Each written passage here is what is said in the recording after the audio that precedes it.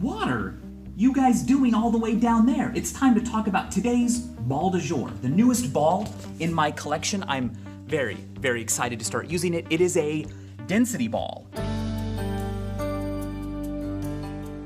It's definitely floating.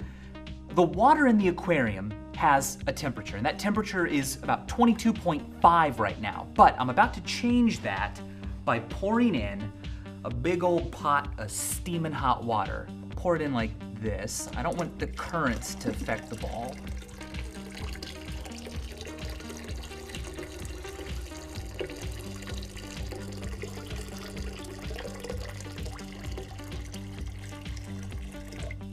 There's a liter of steaming hot water and, oh, bye-bye Bali. Clunk.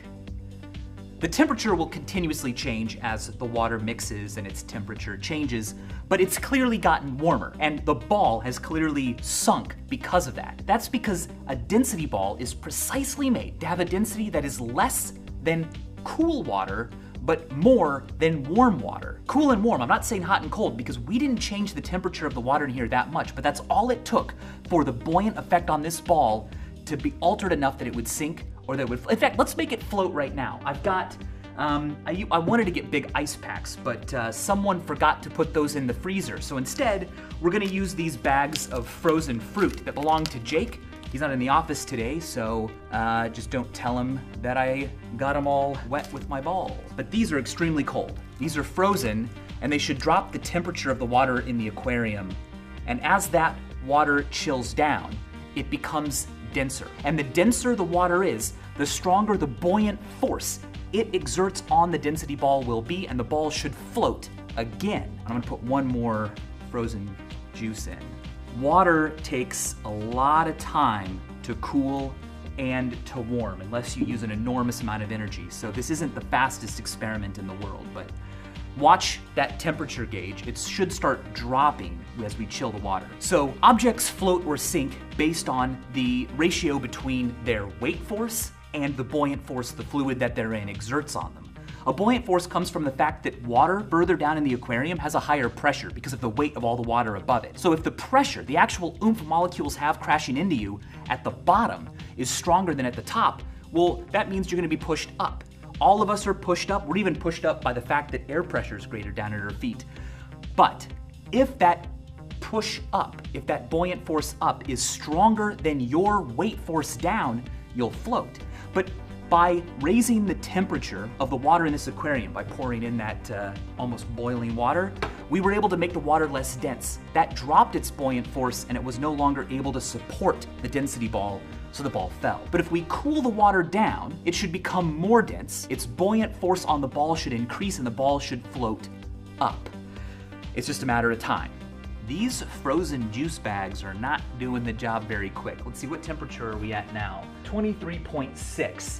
And this water began at 22.5, right? So we've got more than a degree to go. But we're gonna sit here and we're gonna watch this happen in real time, whether you like it or not.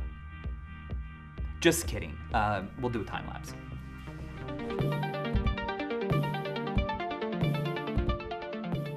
So we're getting there. Our temperature is now 22.6, and 22.5 is where we were when it was floating on the top. Obviously our thermometer is sampling the water temperature over here, but the ball's over there. But we have proven that these frozen bags of fruit or ice, I don't even know, they don't belong to me, but I still do what I want with them.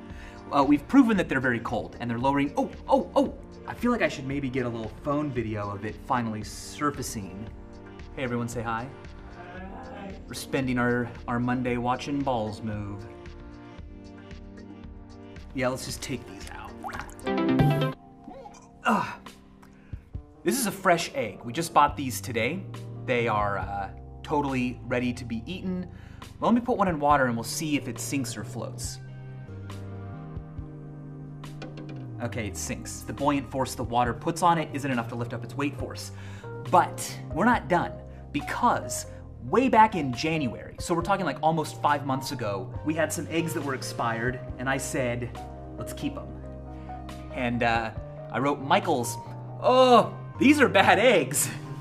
These have been bad for a long time, but take a look. I'll pull one out here. Ugh. Doesn't look that bad. If you didn't have a functioning nose, you might go ahead and eat this. So how do you know if an egg is bad or not? Well, put it in water. If it's a good egg, it'll probably sink, but if it's a bad egg, it'll probably float. Why would that be? Why has the density of the rotten egg changed? Here's another rotten egg. Here's another rotten egg. And let's put in some fresh eggs. We're not gonna mix up the two because the good ones sink and the bad ones float. They're different colors, but the color isn't affecting the buoyancy. So another good egg, and let's put in 2 more bad ones. I mean, may as well put these to use. Anyway, what happens is that the egg shell is not completely airtight, and so the fluids that are inside the eggs.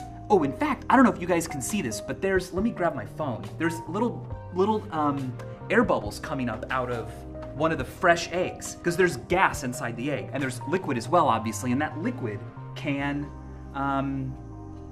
evaporate, and then it can come out of holes in the egg. So yeah, there's air coming out of the egg, because egg shells are not airtight, and that's not a bad thing that I'm seeing air come out. That's literally how they work. But anyway, those gases can leak out of an egg over time, and the liquid in an egg will evaporate and the air comes out, so the total mass inside the egg goes down, but its size doesn't change, so its density goes down, which means as it gets older and older, it starts to float. So there you go. Density eggs, density balls, and as always, thanks for watching. Let me be the one. Let me be the one.